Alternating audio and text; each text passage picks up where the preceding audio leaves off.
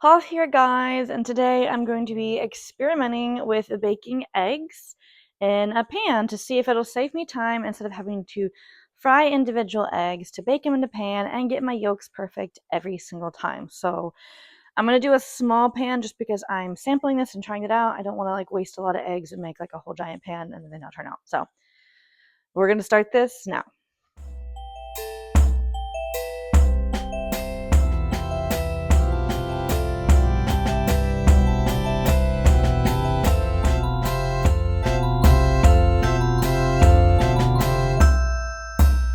So for doing the baked eggs, I only had 5 muffin liners, so we're just gonna do 5 of these. So this is parchment paper.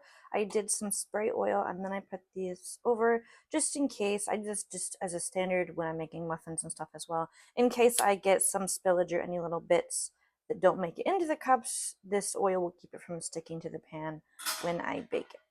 So I also have a bowl because I always crack my eggs first into a separate bowl or container to make sure I don't get any shells. And there is an off chance, especially if you maybe are getting chickens from a farm or have your own chickens, you want to check and make sure the egg is not bad.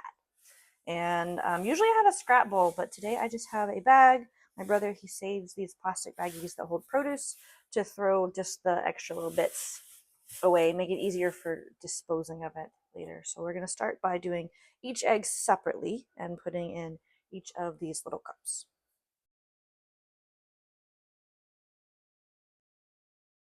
Okay, so I have all of my eggs here. This actually fills up a lot more of the cup than I thought it would. And I'm going to bake them. I have my oven at 350. I'm going to start at 15 minutes, which should get it kind of in the middle, and the inside it'll be cooked. The whole outside should be cooked, and the inside will be mostly cooked. I'm just going to check them at 15 minutes and see what they look like. I know I have gloves on, but I'm going to literally show you guys the 20 seconds of hand washing. So I'm just going to turn my water on just a little bit, a little stream, if you can control that. Wet my hands first, okay? You keep this running, okay? I know it seems like it's wasteful, but that's why we have a small stream. And then we just scrub. And you can count to 20. You can do ABC song slowly or happy birthday or whatever. But we're not just scrubbing one way. We're scrubbing, getting between our hands, getting the backs of it, getting your wrists. See how it's bubbling up? Didn't take much soap for me to be able to do this. And if you do have a scrub brush to get under your nails, you can get under your nails. If you have a lot of dirt in your nails, make sure you're wiping around really good to get that gunk and stuff off. And then I can start to rinse. I might open it up a little bit more. This is warm. Actually, it's probably kind of hot right now, but I'm wearing gloves, so I'm just trying to wash the egg off. Don't want to spread no salmonella. Okay. I flick my hands, and I can either use the back of my hand to shut this, or if you have paper towels, you'll take your paper towel and then close it with the paper towel. So, and a little bit of wetness on my hands is still fine. It's okay. At least it is clean. But that's the basic of washing your hands. And it seems crazy I'm having to do this, but yeah, we do need to learn on being better, especially teaching little children on how to wash their hands the proper way. Because what you'll find is little kids, they'll go like this with their soap, and it's only in the middle, and they're not getting the backs of their hands and in between their fingers and stuff where it really needs it the most. So good luck teaching. Okay, so another cleaning thing I think people forget about is when you have storage containers that has these rubber seals, like gaskets, you should remove them. I just use a regular knife that's not sharp. And look at all this gunk here that was inside. Even though this has been washed very thoroughly, washed very well, but on the other side of these gaskets is a bit grimy and gross. So I pop these out. I'm going to wash them, and when it's completely dry, then I'll be able to just push these back in where they belong, and they just push them in like that,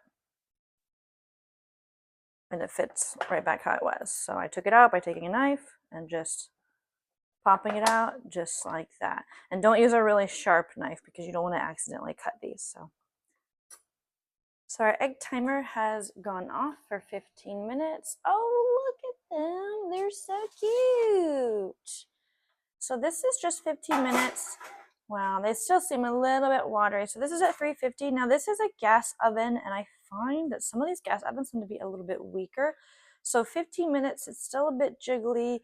that's how you like your eggs, then fine. But these will probably definitely need to be maybe 20 minutes. And probably if you have a gas oven and you've noticed that your timings don't work as well, just bump up the temperature just a little bit. So this ideally I'd probably do about either 375 or 400. Then maybe 15 minutes would be okay. But I'm going to give these another 5 minutes and see how they turn out after. Okay, so I did my extra 5 minutes. I actually stabbed this one in the middle to see if the inside was set. So they kind of seem like they might be a little jiggly, but at the same time, they're eggs and they're soft. So I know that they take about another minute or two of just cooking, just sitting here in the pan. So I'm going to let them sit for just a few minutes, and then I'll be able to take them out and see what they look like.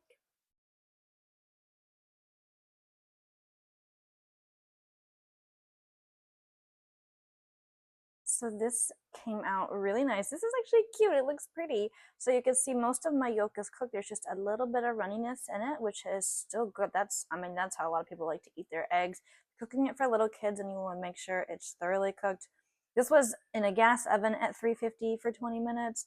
I think that if you put it up to 400, if you had a gas oven, it would have cooked a lot all the way through. You just don't want them to be too dry, but that's just perfect. Spread that on some toast, and you are good to go.